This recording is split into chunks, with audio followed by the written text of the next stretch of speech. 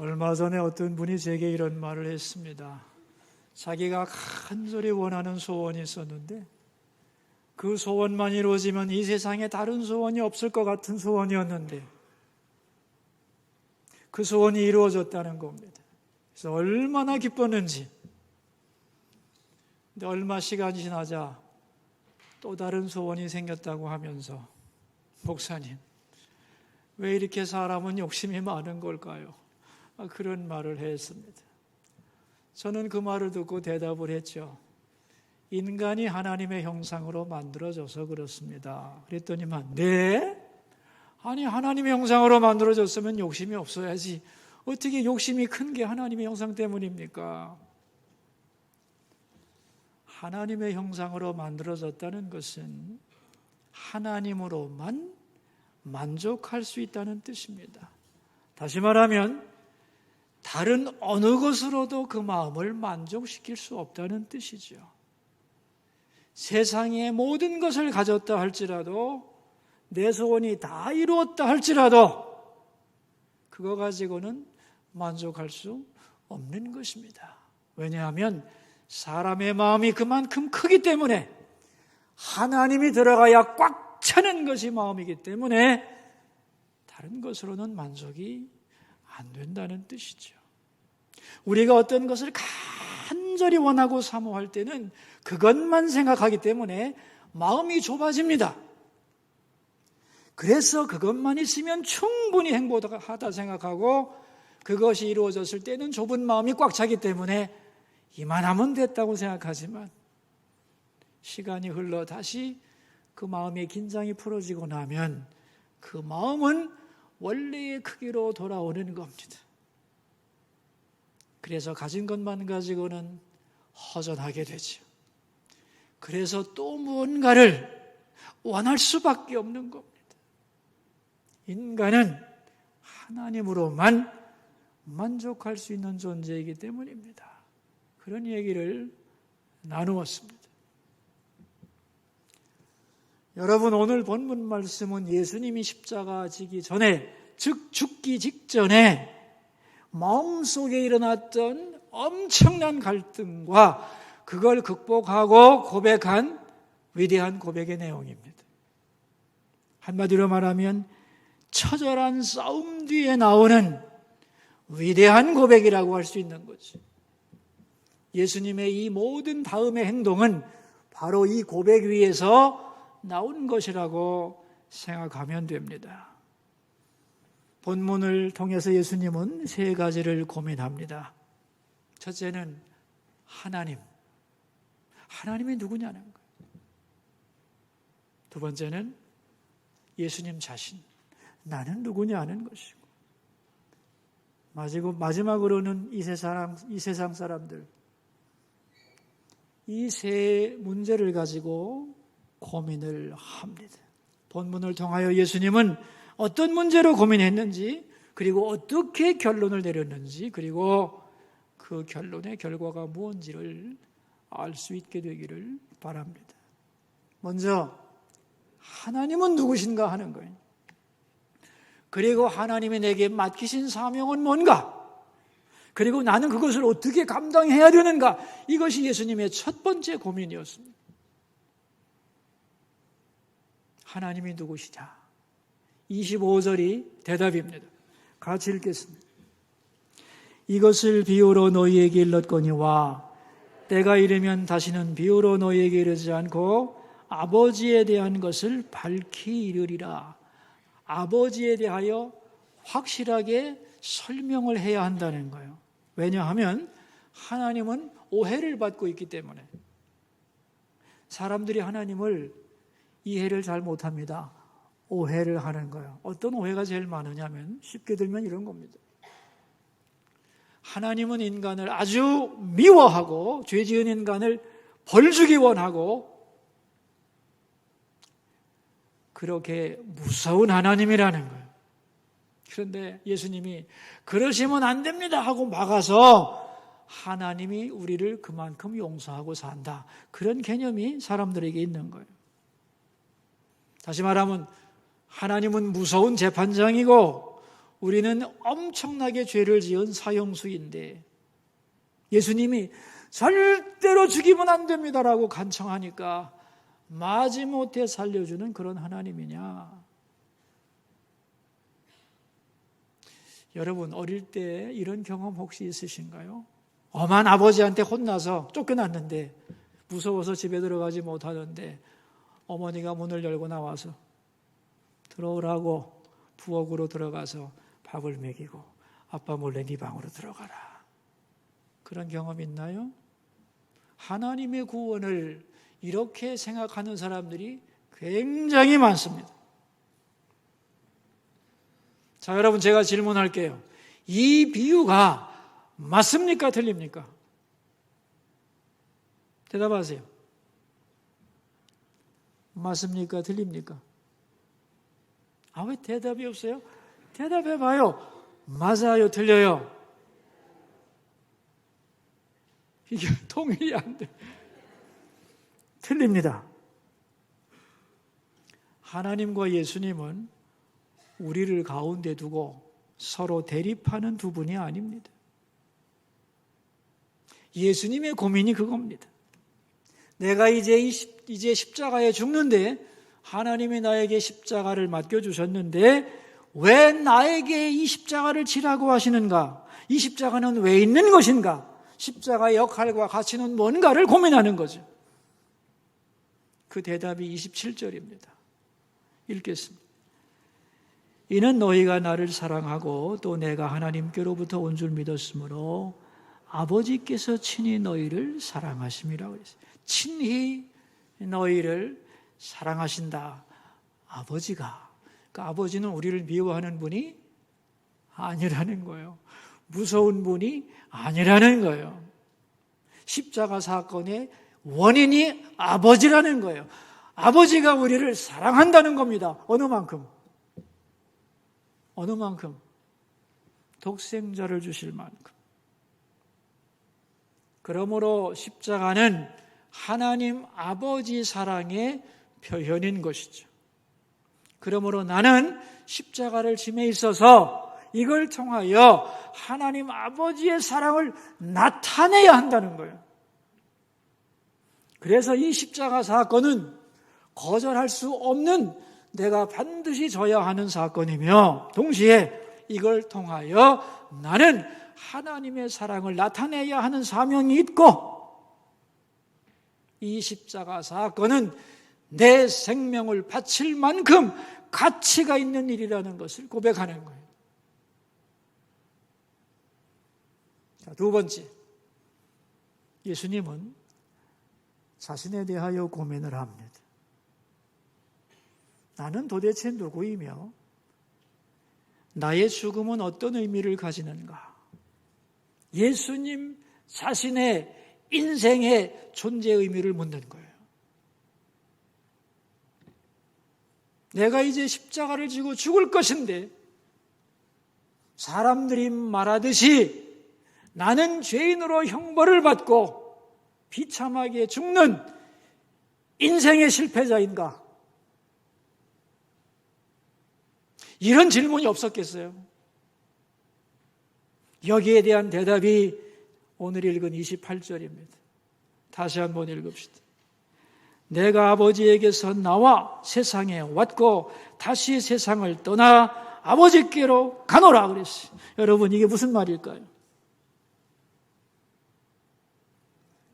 아버지께서 나를 세상에 보내주셨고 나는 이제 내가 받은 십자가 사명을 완수하고 다시 아버지께로 가는 것이다.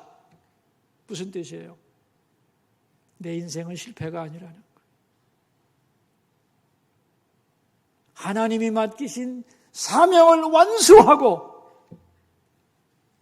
아버지께로 금이 환영하는 멋진 인생이라는 거예요.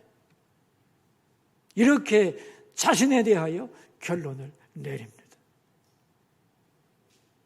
마지막 세 번째, 사람들에 대해 설명합니다.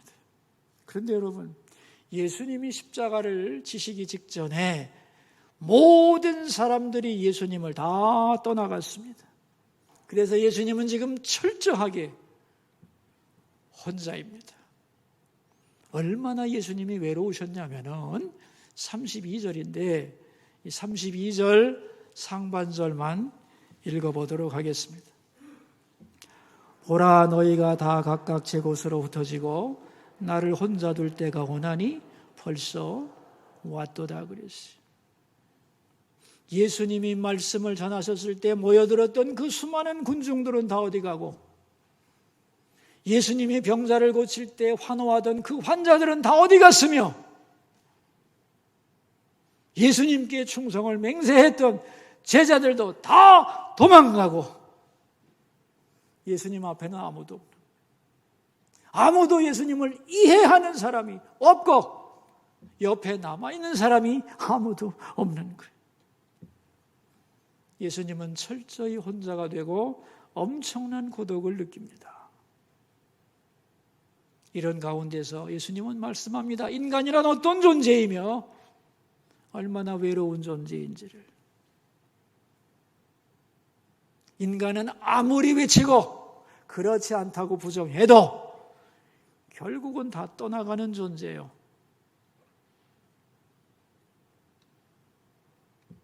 미안한 얘기지만 자식도 떠나고 사랑하는 사람도 떠나는 겁니다. 이런 의미에서 인간은 철저히 혼자입니다. 이것을 나타내는 철학 용어가 있습니다. 단독자. 뭐라고요? 단독자. 홀로 있는 고독한 존재라는 뜻입니다. 사람들은 아니라고 그러죠. 아닙니다. 그렇지 않습니다. 그래서 고독하지 않으려고 하고 절대로 혼자가 아니라고 몸부림을 치지만 소용없는 일이에요. 혼자입니다.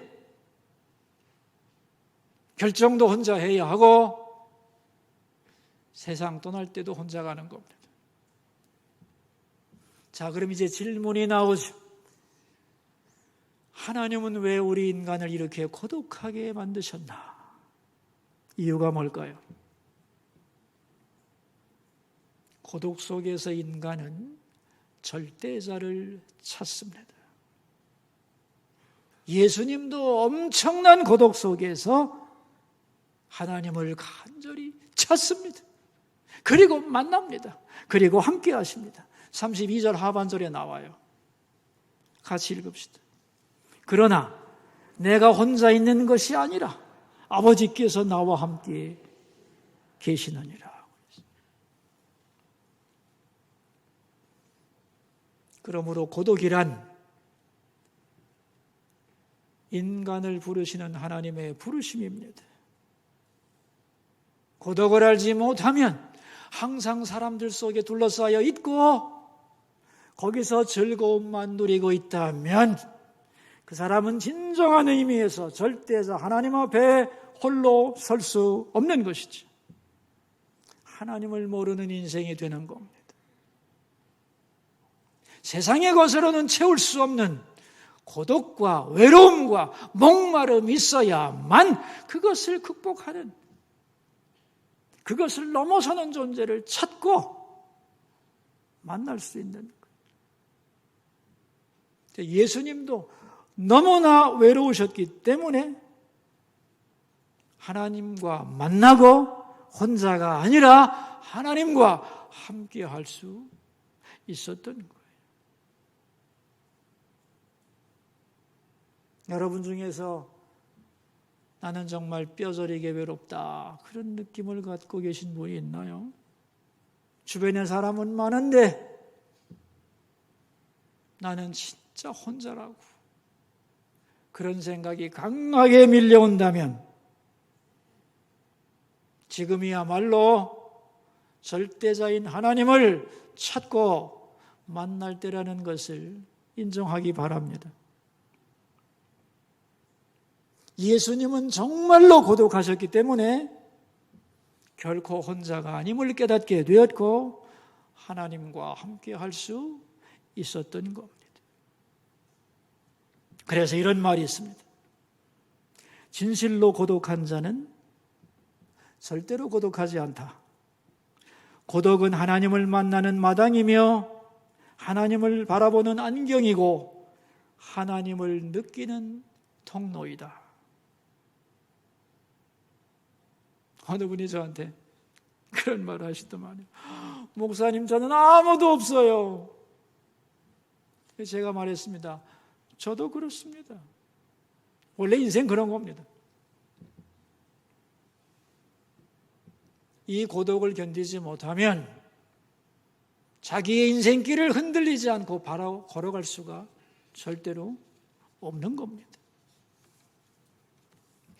지금 우리가 다 함께 앉아서 이렇게 회중들과 더불어 예배를 드리고 있는데 내 옆에 아무리 친한 사람이 많이 있어도 여러분 예배 드릴 때는 혼자가 되어야 합니다. 왜냐하면 예배란 하나님 앞에 홀로 서는 시간이거든요.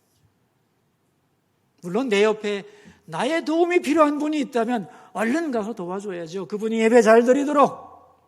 그러나 그 이외에는 내 옆에 누가 있든지 일단은 신경을 끄고 하나님과 나와의 직선적인 관계에 집중을 해야 하는 것입니다. 그러려면 혼자가 되어야 돼요. 그리고 이제 예배가 끝난 다음에는 성도끼리 서로 만나서 반가운 교제를 나누어야 합니다. 두 가지는 다 존재해야 하고 순서는 절대로 변하면 안 되는 겁니다.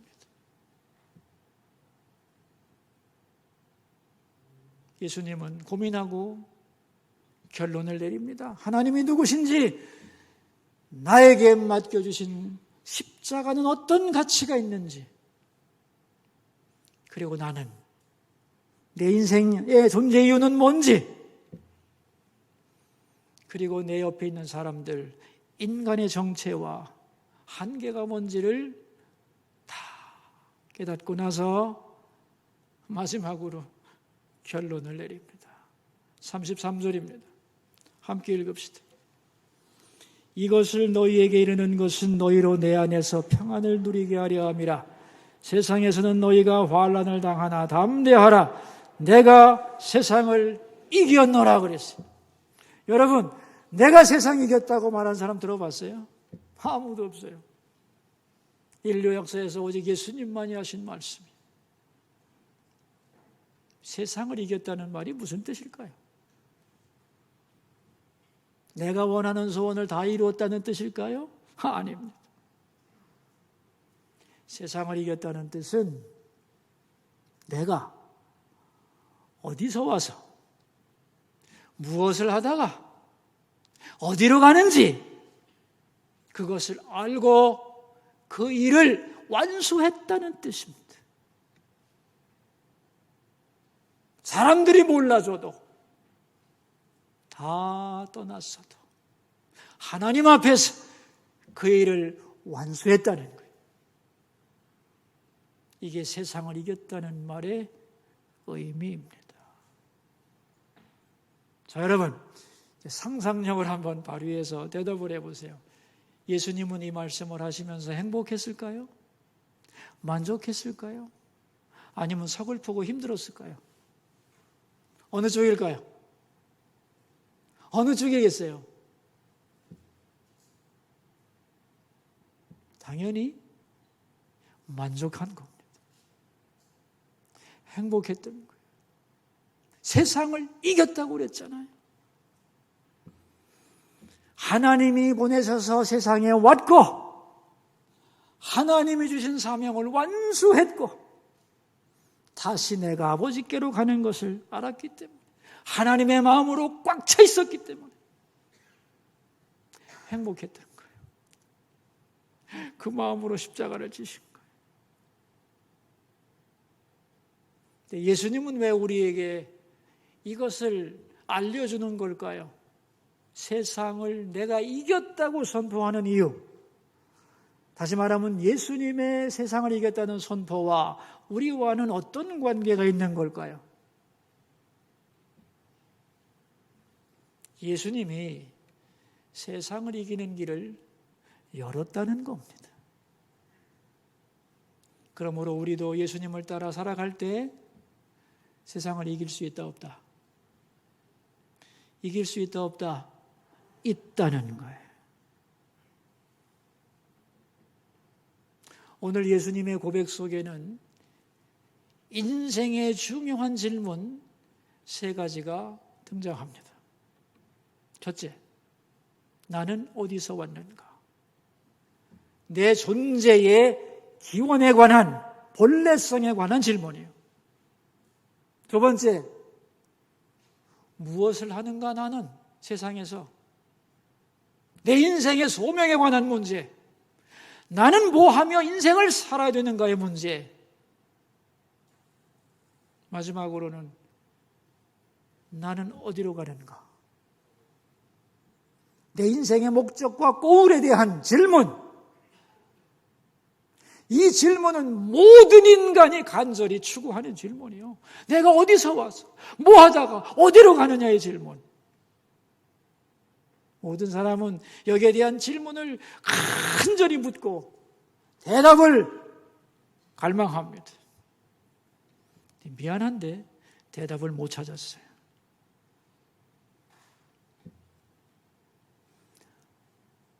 당나라 때 이야기인데요.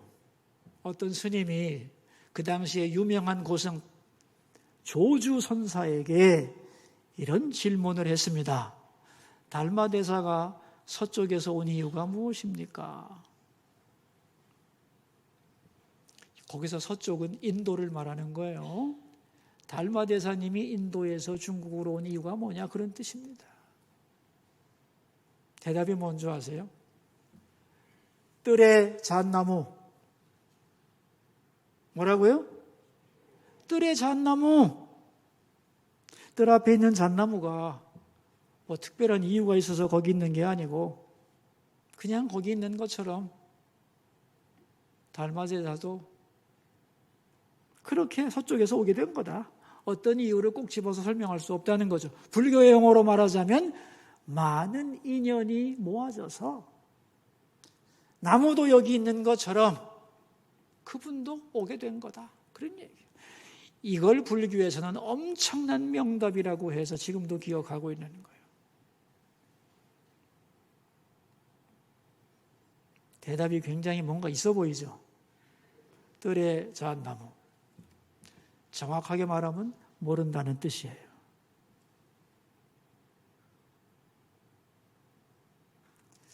여러분이 아는 유행가일 거라고 생각합니다. 옛날에 한 번쯤은 불러봤을 인생은 나그네 길 어디서 왔다가 어디로 가는가. 구름이 흘러가듯 떠돌다 가는 길엔 청일랑 두지 말자. 미련일랑 두지 말자. 인생은 나그네 길, 구름이 흘러가듯 정처 없이 흘러서 갔다. 제가 설교 준비하다가 이 노래를 한번 다시 들었거든요. 그리고 궁금해가지고 댓글이 어떻게 달려있나 찾아봤어요. 댓글 중에 몇 개만 뽑아서 읽어드릴게요. 인생을 너무나도 적절히 압축한 노래인 것 같네요. 저는 옛날 노래를 좋아하지 않지만 내가 유일하게 좋아하는 옛날 노래입니다. 인생은 나그네 길 맞습니다. 우리들 인생을 노래 하나로 표현했네요. 저는 노래 듣다가 울었습니다. 등등. 내용인즉슨 하나요. 마음에 와닿았다는 거예요. 왜 마음에 와닿았을까요? 자기도 답을 모른다는 뜻이요. 어디서 왔다가 어디로 가는지 모르는 정처 없는 인생이라는 것에 나도 동의할 수밖에 없다는 거죠. 그래서 울었다는 거예요. 자, 이제 여러분, 우리는 질문해야 됩니다. 나는 어디서 왔는가? 과학은 말합니다. 인간은 자연의 산물이다. 진화의 산물이다. 아메바로부터 시작해서 발전하고 진화해서 원숭이가 되었고 거기서 내가 나왔다. 그게 공식 학설이에요. 그보다 좀 나은 이론이 있죠. 나는 어디서 왔는가? 부모님으로부터, 조상으로부터 왔다는 거죠. 근데 여러분, 부모님이 나를 이 땅에 보내셨나요? 부모님은 나를 낳고 길러주신 가장 고마운 분들이지만 부모님이 나를 세상에 보낸 분은 아닙니다. 부모 자신도 어떤 자식이 나올지 모르는 거예요. 하나님이 나를 세상에 보내시면서 도구로 사용하신 심부름꾼이 부모예요. 아멘입니까? 오늘 본문은 분명히 말씀하죠. 28절에서 내가 아버지에게서 나와 그랬어요. 여러분 대답하세요. 이제 이 근거를, 이 본문을 근거로 대답하세요. 여러분은 어디서 오셨나요? 뜰의 잣나무인가요? 아니요. 하나님 아버지께로부터 나는 왔습니다. 아멘?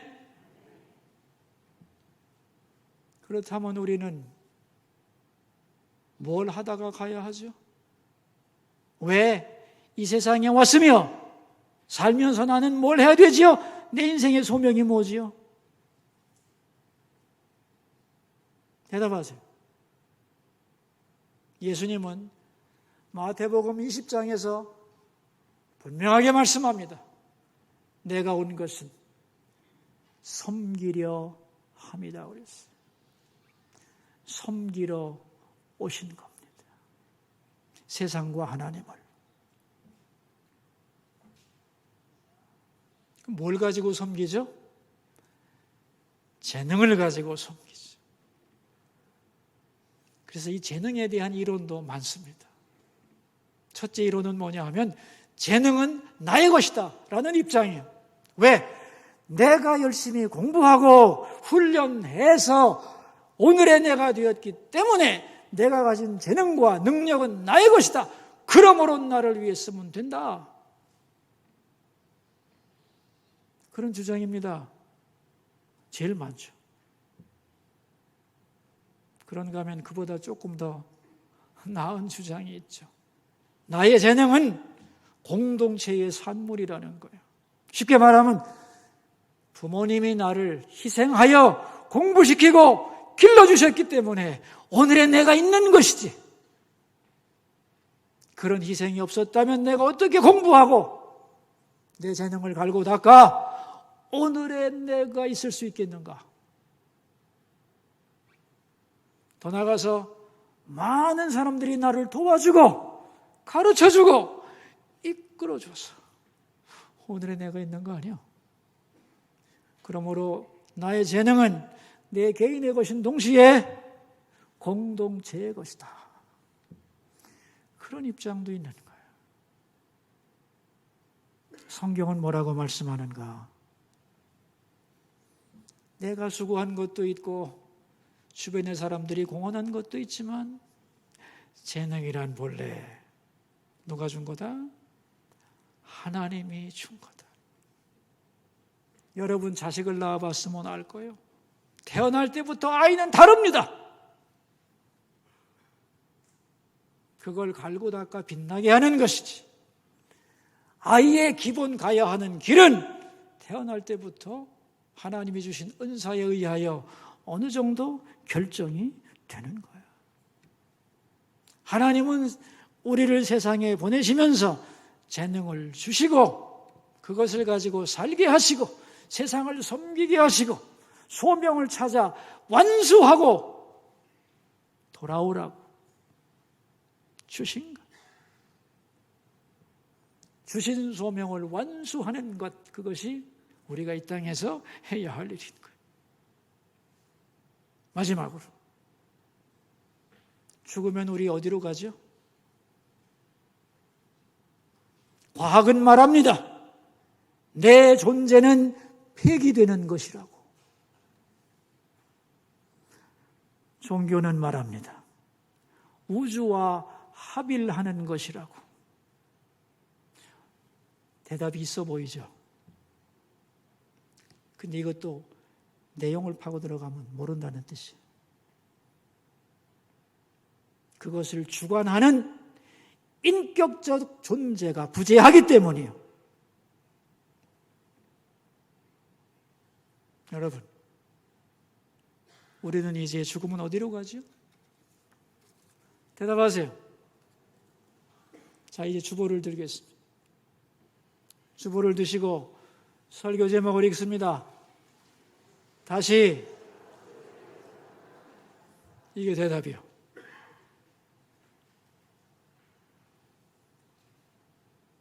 진정한 성공이란 내가 어디서 왔으며 이 땅에서 뭘 해야 하며 어디로 가야 하는지를 알고 살아가는 겁니다. 사람들이 몰라줘도 그것이 세상을 이기는 길이요. 너무도 많은 사람들이 열심히는 사는데 이 세 가지 질문에 대하여 하나도 대답을 못한다는 데 문제가 있는 것이고, 그래서 여러분, 열심히 살아도 인생은 허무한 겁니다.